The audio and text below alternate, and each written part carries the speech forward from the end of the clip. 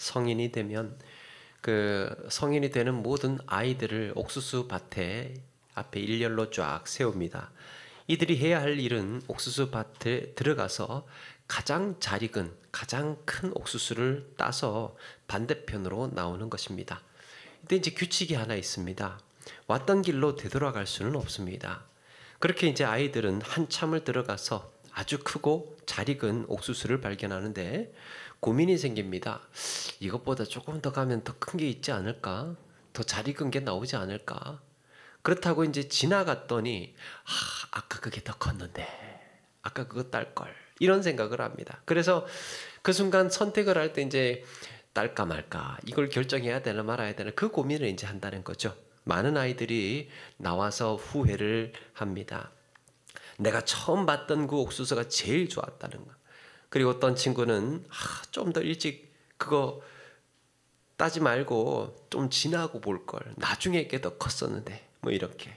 우리는 어떤 것을 선택할 때 내가 가진 지식과 정보와 모든 경험들을 이 총동원해서 선택을 하게 됩니다. 이 성인식이 주는 교훈은 그 밭에서 최고의 큰 옥수수를 딸 가능성은 거의 없다는 겁니다. 우리가 선택할 수 있는 것은 최선입니다. 최선의 선택을 가르치고 있습니다.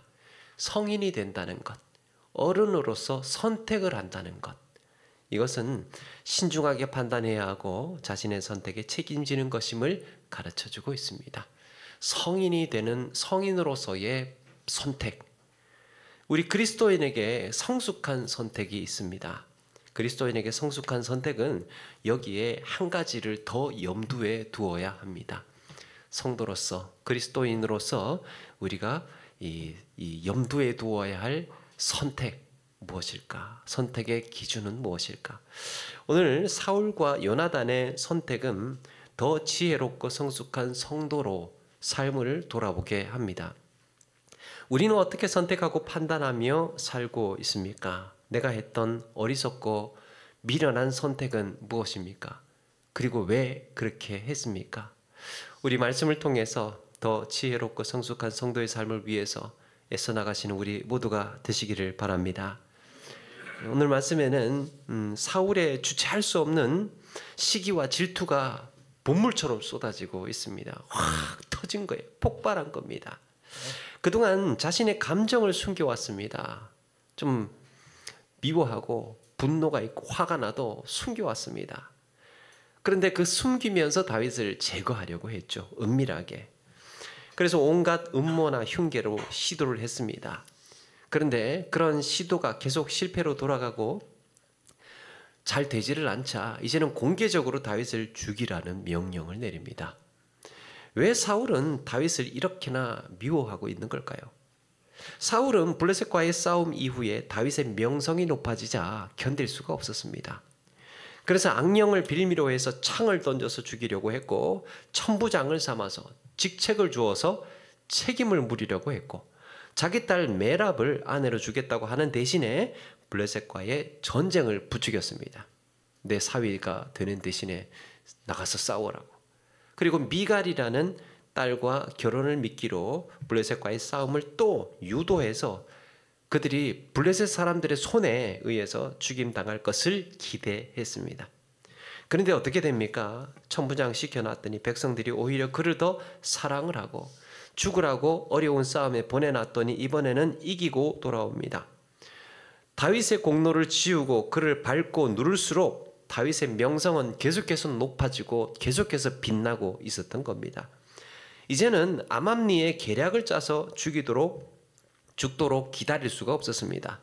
앞으로 이대로 계속 가면 더 걷잡을 수 없는 상황을 맞기 전에 한시라도 빨리 다윗을 해치우고 싶었던 겁니다. 그동안은 안 그런 척하면서 왔습니다. 안 그런 척하면서 뒤에서 교묘하게 조종하고 죽이려고 시도를 했습니다. 그렇게 이제 숨기면서 참아왔던 시기가 이제 폭발을 해버린 거죠. 시기는 그 사람이 가지고 있는 것, 그 사람이 누리고 있는 것에 대한 적대감을 말합니다. 저거 싫은데, 저거 보기 싫은데. 인류 최초의 사례가 어떻게 이루어집니까? 하나님께서 가인의 제사는 받으시고 동생 아벨의 제사만 받지 않으시고 동생 아벨의 제사만 받으시자 가인이 아벨을 시기합니다. 아니 내 제사는 왜 안 받으시고 아벨 동생의 제사만 받으시는 거야? 나는 왜 인정해 주지 않으시고 동생만 인정해 주시는 거야? 그러면서 들에 아무도 없을 때 아벨을 쳐 죽이게 됩니다. 시기심을 품고 있다는 것은 여러분 잠재적인 살인을 품고 있는 거예요. 시기심을 마음에 품고 있는 것은 보이지 않는 살인을 가지고 있는 겁니다. 그래서 시기와 살인은 본질이 같습니다. 누군가를 미워하는 것, 누군가를 증오하는 것, 시기하는 것은 같은 본질을 가지고 있습니다. 그래서 요한 1서 3장 15절에도 그 형제를 미워하는 자마다 살인하는 자니, 미워하는 것과 살인하는 것을 동일선상에 두고 이야기를 하고 있습니다. 그래서 사울은 다윗을 시기한 나머지 요나단과 신하들에게 죽일 것을 명합니다. 여기에 1절에 보니까요, 그의 아들 요나단과 그의 모든 신하라고 했는데요, 이때 그의 아들, 그의 신하들이라는 말이 강조가 됩니다. 사울은 철저히 자기 사람들을 불렀습니다. 그래서 자기가 믿을 만하고 조금 구린 명령을 내려도 토달지 않고 그냥 따라줄 것 같은 사람들을 부른 거예요. 그의 사람들을 부른 겁니다. 그래서 뭐라고 합니까? 이유 불문하고 이유 말할 필요 없이 그냥 다윗을 죽이라는 거예요. 쟤 좀 불편하니까. 그런데 여러분 여기에 매우 곤란한 상황에 처한 사람이 요나단입니다. 아버지의 사울의 명령을 따르자니 목숨처럼 아끼는 다윗을 지켜주지 못하게 생겼고, 또 그렇다고 다윗을 선택하자니 왕의 명령을 어기게 되는 것이라 어떻게 해야 할지 잘 모르겠습니다. 요나단에게 다윗은 영웅입니다. 닮고 싶은 사람이에요. 배우고 싶은 사람. 나도 그와 같이 되고 싶은 사람입니다. 다윗 같은 사람이 없습니다. 요나단에게. 과연 누구의 편에 서야 될까? 누구를 선택해야 될까? 뭘 선택해야 될까? 고민 끝에 일단 요나단은 다윗에게 이 사실을 알리기로 합니다. 내 아버지 사울이 너를 죽이기를 꾀하시니까 아침에 조심해서 은밀한 곳에 숨어 있으라고. 그러면서 하는 말이, 내 아버지께 가서 내가 다시 한번 말씀드려 볼 테니까 그때 뭔가 기미가 이상한 게 보이면 너한테 사인을 줄게. 일단 숨어 있어. 이렇게 합니다. 여기서 이제 중요한 질문 한 가지가 있습니다. 요나단이 아버지의 명령을 따르지 않고 다윗을 구하기로 한 이유가 무엇일까? 아버지와 아들의 관계보다 친구와의 우정이 더 중요했을까요? 아니면 사울이 못 해낸 일을 다윗이 해냈기 때문일까요? 피는 물보다 진하다라는 말이 있습니다. 혈연, 지연, 학연, 같은 집안 사람, 같은 성씨, 같은 고향 사람, 같은 학교, 물론 이런 관계를 만나면 참 좋아요. 반가운 사람들입니다. 그런데 문제가 있습니다. 조심할 게 있습니다. 때로는 이런 친분을 무기로 부적절한 요구를 해올 때가 있습니다. 이런 친분을 무기로. 가족이니까, 친구니까, 오래 같이 있었으니까, 같은 고향 사람이니까, 같은 성씨니까 부적절한 요구를 해올 때가 있습니다. 그러면서 하는 말이 그냥 한번 눈 감고 넘어가라고. 그냥 한번 눈 감고 넘어가라고. 우리 사이에 이 정도는 해줘도 되는 거 아니냐고. 그렇게 요구를 합니다. 여러분, 이럴 때 그리스도인에게 꼭 필요한 태도가 있습니다. 우리에게 필요한 자세. 어떤 선택을 해야 할까? 사내들인 공예에 붙잡힌 베드로와 요한이 이런 말을 합니다. 하나님 앞에서 너희 말을 듣는 것이 하나님의 말씀을 듣는 것보다 옳은가 판단하라. 하나님이 등장합니다. 하나님 앞에서 너희들 말을 듣는 것이 너희들의 고집, 너희들의 주장, 너희들의 어그러진 말을 듣는 것이 하나님 앞에서 합당하냐, 옳은 것이냐. 눈 한번 감아주고 모른 척 해주고 때로는 그들의 관계를 무기로 무리한 요구를 해와도 그냥 슬쩍 들어주면 당장에는 문제가 없어 보입니다. 그리고 혹시나 사람 일 모르는 거니까 나중에 나도 아쉬운 이야기 할 때도 있잖아요. 있을 수 있잖아요. 그래서 그런 요구를 할 수 있을 것 같아서 좋아 보입니다. 그런데 여러분, 이렇게 놔두면, 이렇게 되면 올무에 매이게 됩니다. 두고 올무에 매이게 됩니다. 그리고 우리의 인격이 값어치가 떨어집니다. 쉬워 보입니다. 친구니까 만만하고 쉬워 보입니다. 오래 살았으니까, 고향 사람이니까, 같은 성씨니까 쉬워 보입니다. 해줄 수 있다는 사람으로 여겨집니다.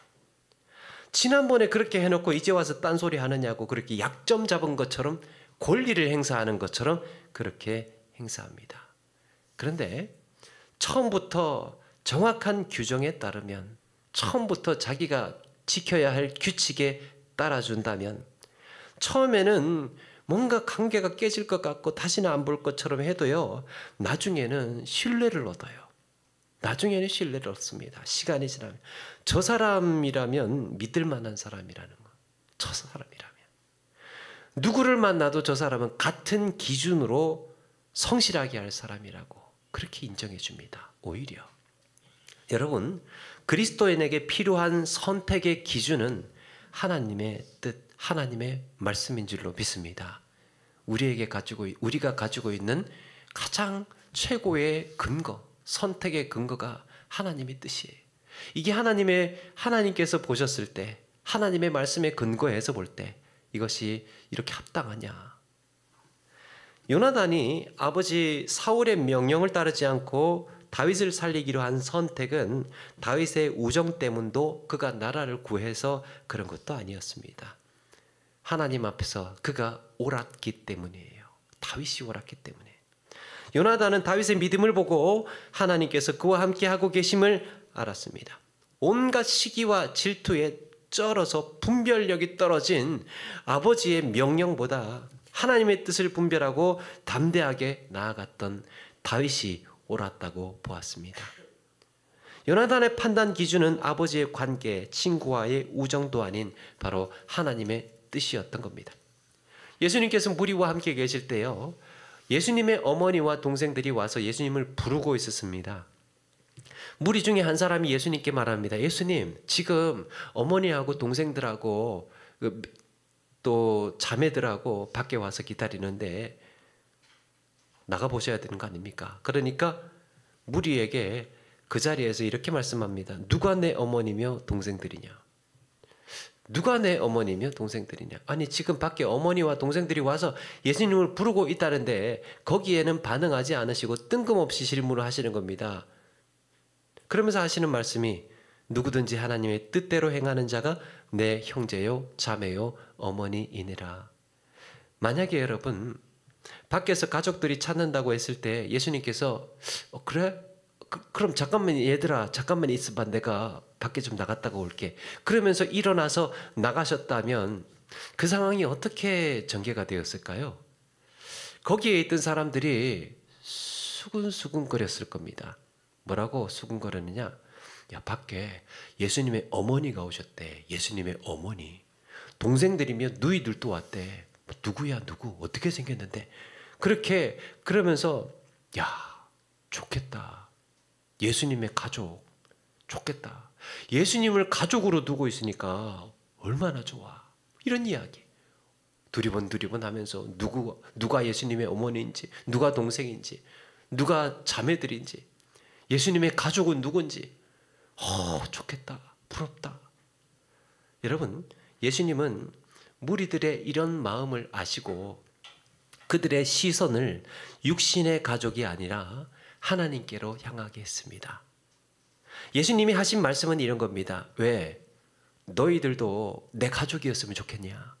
내 가족이었으면 좋겠냐? 방법이 있다. 누구든지 하나님의 뜻대로 행하는 자가 다 내 어머니요, 내 누이요, 내 형제니라. 하나님의 뜻대로 행하면 내 가족이야. 요나단은 그의 선택에 있어서 하나님의 뜻이 가장 크게 작용을 했습니다. 하나님의 뜻이. 그래서 하나님의 뜻에 합당하게 행한 다윗을 구하고 싶었습니다. 또 중요한 것은 그러면서도 거기에 그치지 않고 어긋난 사울의 마음을 하나님께로 향하게 하고 있습니다. 이게 중요합니다. 어긋난 사울의 마음을 사울조차도 하나님께로 향하고 있는 거예요. 여러분, 그리스도인의 지혜는 다윗 편에 서서만이 아니고 사울 편에 서서만 그렇게 칼날처럼 나누어서 이쪽 저쪽 편으로 그렇게 확 기울어지는 게 아니에요. 하나님의 뜻이라는 중심 가운데서 행동하는 것을 말합니다. 하나님의 뜻에서 보니까 다윗도 살려야 되고 어긋나고 어긋난 판단을 하고 있는 아버지도 내가 지금 도와야 되고 끌어야 되는 겁니다. 그게 그리스도인이 가져야 하는 태도예요. 만약에 여러분 다윗을 선택을 했다면, 아예 그냥 확 치우쳐서 다윗을 선택을 하고 다윗을 돕기로 했다면 다윗에게 말했을 겁니다. 야, 너 지금 큰일 났어. 우리 아버지가 너 지금 죽이려고 해. 근데 나는 너를 선택했어. 너를 선택했어. 야, 우리 힘 합쳐가지고 한번 쿠데타 한번 일으켜보자. 나라를 한번 뒤집어보자. 라든지 아니면 우리 도망가자. 야, 도망가자. 그렇게 완전히 확 나누어서 잘라버렸을 겁니다. 그런데 요나단은 그렇게 하지 않고 하나님의 뜻 안에서 모두가, 다윗과 사울 모두가 하나님에게로 향하게 하고 있습니다. 이게 예수님의 방법이에요. 주님께서 우리에게 가르쳐 주신 것입니다. 4절에 그래서 말합니다. 왕은 신하 다윗에게 범죄하지 마옵소서, 죄짓지 말라 그럽니다.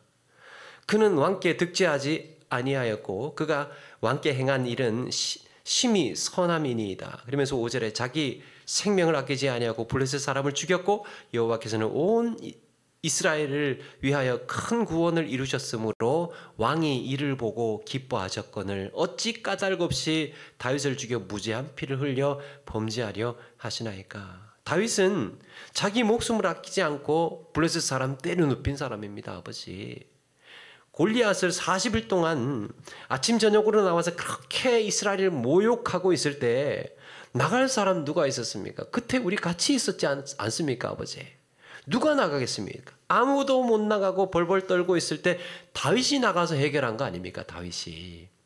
이거는 하나님께서 다윗을 통해서 이스라엘을 구하신 겁니다. 그때 왕께서도 기뻐하시지 않았습니까? 아버지도 기뻐하시지 않았습니까? 요나단은 사울의 이 선택이 하나님 앞에 범죄라는 것을 깨우쳐 주고 있습니다. 아버지, 하나님 앞에 죄짓지 마십시오. 하나님 앞에 죄짓지 마십시오. 그렇다면 사울은 이런 사실을 다 알고 있음에도 불구하고, 이것도 다 사울이 알고 있는 거죠. 그런데 알고 있음에도 불구하고 결국에는 왜 죽이겠다는 선택을 했을까요?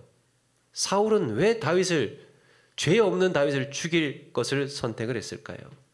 사울의 선택에 가장 큰 영향을 미친 기준은 무엇일까요? 사울은 뭘 근거로 다윗을 죽이겠다고 선택을 한 걸까요? 다윗은 사울에게 은인입니다. 사울이 악신이 들어서 괴로울 때 수금을 타면서 그의 마음을 진정시켜주고 골칫덩어리였던 골리앗도 잡아주었습니다. 위기에 빠진 이스라엘을 구한 영웅입니다. 더 나아가서 전쟁의 승패는 여호와께 속한 것임을 말하면서 온 이스라엘을 독려했습니다. 믿음으로 끌어올렸습니다. 이렇게 다윗은 사울에게 개인적이든 국가적이든 가장 큰 도움을 준 사람입니다. 이런 사람이 어디 있겠습니까? 훈장을 주고 장군을 시키고 총리를 시켜도 모자랄 판에. 그럼에도 불구하고 사울이 다윗을 죽이기로 결심한 판단 기준은 무엇일까요? 뭐 때문일까요? 제가 나보다 박수 더 많이 받아서요. 박수 더 많이 받아서. 저작거리 여인들의 노래 때문에. 그들이 사울은 천천히요 다윗은 만만이라고 하는 바람에 감정이 상해버렸습니다. 그가 한 모든 큰 일과 중요한 일들은 다 뒤집어질 정도로 한마디, 노래 한마디 때문에 사울은 천천히고 다윗은 만만이다는 그 한마디의 여인들의 노래가 이 모든 것들을 뒤집어 놓았습니다. 물론 요나단도요, 왕보다 더 추앙을 받고 있는 다윗이 왕의 입장에 봤을 때는 그렇게 유쾌한 일이 아니라는 것을 알았을 겁니다. 그렇다고 해서 아버지, 지난번에 그 일 때문에 그럽니까? 여인들 노래 부른 것이 그렇게 다윗을 죽여야 할 일입니까? 또 차마 이렇게 말할 수도 없는 겁니다. 단지 요나단은 드러난 이야기만 할 뿐입니다. 드러난 일. 드러난 이야기가 뭡니까? 이유 없이 까닭 없이 그냥 다윗을 죽이라는 거예요. 다윗을 죽여서 없애라는 겁니다. 여러분, 사람이 미숙할수록 선택과 판단의 기준이 사소한 거예요. 선택과 판단의 기준이 사소하고 개인적이고 감정에 치우친 결정을 할 경향이 많습니다. 사소하고 감정에 치우친 것, 거기에 목숨을 걸어요. 사탄은 바로 그 틈을 파고듭니다. 그게 기회예요. 아무것도 아닌 일에, 사소한 일에, 감정적인 것에 그걸 엄청나게 크게 해주는 역할을 사탄이 합니다. 그래서 아무것도 아닌 일 무심코 지나칠 수 있는 일이잖아요. 내 자리인데 왜 당신이 앉느냐고. 내 자리인데 당신이 왜 먼저 타? 왜 내 앞에 서느냐고. 내가 먼저인데. 누구는 주고 누구는 안 주느냐고. 그런 거. 말을 왜 그렇게 하느냐고. 격려 한마디 해줘도 되는 거 아니냐고. 이 정도면 알아주고 칭찬해 줘도 되는 거 아니냐고. 그래서 여러분, 그런 사소한 말 한마디 행동 하나가 미움이 되고 시기가 되고 분노가 되어서 큰 문제로 발전하게 됩니다. 그렇다고요, 이걸 또 말하자니 그럴 것 같아요. 뭘 그런 것 가지고 그러냐 할까봐 말도 못 꺼냅니다. 뭘 그런 것 가지고 그러냐고. 남들은 느끼지 못할 정도로 사소한 순간에 건드려진 자존심, 날 민망하게 했고 날 수치스럽게 했고 무시했고 존중받지 못하게 느낌을 받게 했고 창피하게 했다는 이유가 비록 사소한 것일지언정 나는 참을 수가 없습니다. 그런데 참 이상한 게 있어요. 남들이 그런 일을 당했다는 하소연을 들으면 정말 어이없이 사소한 일로 보입니다. 속으로 그래요. 진짜 뭘 그런 것 가지고 그렇게. 그런데 여러분, 막상 내가 그런 일을 당하면 그게 사소하지 않습니다. 사소한 감정은 그렇게 간단하지가 않습니다. 실제로 갤럽 연구조사에 따르니까요, 보니까 소비자가 뭔가 제품을 선택을 할 때, 브랜드를 선택을 할 때 뭘 기준으로 선택을 하냐 물어봤더니요, 합리적이고 이성적으로 판단하는 경우가 30%랍니다. 그럼 뭘 두고 제품이나 상품이나 브랜드를 결정하느냐 봤더니 70%가요 감정적인 이유로 결정을 한답니다. 보기에 좋아 보이는 거예요. 그걸로 끝난 거예요. 그냥 내가 좋으면 끝난 거예요. 그냥 뭐 스펙이고 뭐 기능이고 다 필요 없고 그냥 좀 떨어지고 뭐 그래도 그냥 내가 보기에 좋으면, 보기 좋으면, 내가 좋으면, 감정적인 요소로 70%가 그렇게 선택을 하고 결정을 한다는 겁니다. 그런데 여러분, 사실 사울이 까닭 없이 다윗을 죽이려고 했던 진짜 이유가 있습니다. 사울이 다윗을 죽이려고 했던 진짜 이유는 다윗을 추앙하는 여인들의 노래가 아니었습니다. 이미 사울의 마음 안에 가득한 열등감이 있었고 바짝바짝 갈라진 메마른 인정 욕구가 있었고 그리고 터질 듯한 시기와 질투가 채워져 있었습니다. 거기에 여인들의 노래라는 사소한 불꽃이 튄 거예요. 우리는 그걸 본 겁니다. 그러니까 사소하고 별것 아닌 걸로 보이죠. 그건 아무것도 아닌데. 그런데 어떤 역할을 합니까? 불을 붙인 겁니다. 내 마음 안에 증오심과 내 안에 채워져 있는 분노와 내 안에 가득해 있는 시기와 질투가 문이 열린 겁니다. 지옥의 문이 열린 거예요. 열지 말아야 할 문이 열린 겁니다. 그게 그런 역할을 하는 것이 바로 사소한 작은 것 한 가지입니다. 그래서 우리는 볼 때요, 뭘 저런 것 가지고가 아니고 그것으로 인하여서 무너지게 된 그 마음 안의 상함과 그 마음 안의 죄성을 짐작할 수 있어야 합니다. 집단 한 단이 낙타의 등을 부러뜨린다는 말이 있습니다. 집단 한 단, 얼마나 무겁겠습니까? 그 가벼운 집단 한 단이 낙타의 등을 부러뜨린대요. 어떻게 그게 가능합니까? 이미 엄청난 무게의 집단들이, 엄청난 무게의 짐이 낙타 위에 올려져 있는 겁니다. 거기에 근근히 버티고 있는데 집단 한 단만 올려지면 그걸로 이제 등이 부러지게 되는 거죠. 마지막 한 가지, 마지막 하나. 그 작고 사소한 것은 대형 참사를 불러오는 마지막 방아쇠가 되었던 겁니다. 그리고 이것은 죄성으로 가득한 나의 연약함을 건드리는 일이었던 겁니다. 사울이 다윗을 죽이기로 선택한 것은 그가 하나님의 뜻을 떠나서 미숙하고 상한 감정의 노예가 되어서 살고 있다는 증거였습니다. 하나님의 뜻을 떠나 있는 사람의 선택과 판단이었던 거예요. 그리고 죄와 허물로 가득한 자신을 인정하지 않은 어리석은 태도였습니다. 일반 성인이요, 하루에 선택이라는 걸 하는데 보통 어른이 하루에 추정입니다. 한 3만 번 정도의, 3만 5천 번 정도의 선택이라는 걸 한답니다.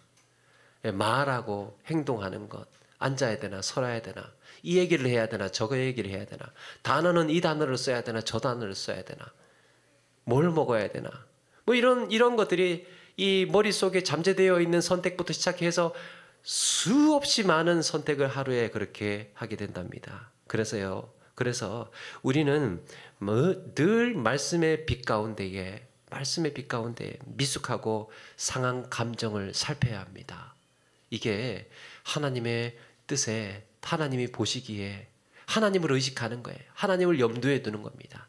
이게 건강한 선택일까? 건강한 판단일까? 이 말을 하는 것이 내가 내 죄성 때문에 지금 반응하는 것일까? 그것 때문에 내가 발끈하는 것일까? 그것 때문에 내가 지금 폭발하고 있는 것일까? 내 상한 감정과 연약함과 죄와 허물로 그렇게 나를 무너뜨리고 나를 폭발시키고 있는 것일까? 그걸 우리가 늘 살펴야 한다는 겁니다. 우리는 이것과 대적하고 싸워나가야 합니다. 영국의 신학자 존 오웬이라는 사람이 있습니다. 죄를 죽이라고 합니다. 죄를 죽이라. 그렇지 않으면 죄가 너를 죽일 것이다. 우리가 죄와 싸워서 한 걸음 한 걸음 이겨나가지 않으면요, 언제 어느 순간에 내 안에 가득 차 있는 그 죄가 나를 죽일 거예요. 나를 못 살게 할 겁니다. 우리의 미숙함과 상처와 죄와 연약함을 인정한다는 것은 참 힘든 일입니다. 내 미숙함을 이걸 어떻게 인정하고 시인합니까? 내 죄와 연약함을 어떻게 고백합니까? 그걸 그렇다고 어떻게 이야기합니까? 수치스럽습니다. 때로는 죽기보다 힘들 것 같기도 해요. 체면이 구겨집니다. 창피합니다. 그런데 여러분, 그걸 그냥 내버려 두면, 계속해서 덮어두고 그냥 내버려 두면요, 사는 날 동안 끊임없이 내 선택과 판단에 악영향을 주게 될 겁니다. 그게 해결되지 않으면 계속해서 그런 악영향이 우리의 입에서, 우리의 선택에서 영향을 주게 된다는 거예요. 그리고 결국에는 성장하지 못하도록, 나이가 들어도 성숙하지 못한 그런 모습으로 발목을 잡을 것입니다. 그래서 우리의 연약함을 어루만지시며 치유하시는 하나님을 의지하면서 살아야 할 줄로 믿습니다. 매 순간순간. 사랑하는 여러분, 내 말과 행동은 어디에 근거를 두고 있습니까? 내 선택과 판단은 무엇에 의지하여서 살아야 하겠습니까? 그리스도인에게 있어서 성숙한 선택을 하게 하는 기준은, 그리스도인에게 성숙한 선택의 기준은 내 연약한 감정이 아니라 바로 변함없는 진리의 말씀과 하나님의 뜻이라는 것을 기억하시고 그렇게 하루하루 성장을 거듭해 가시는 저와 여러분 되기를 주의 이름으로 축원합니다.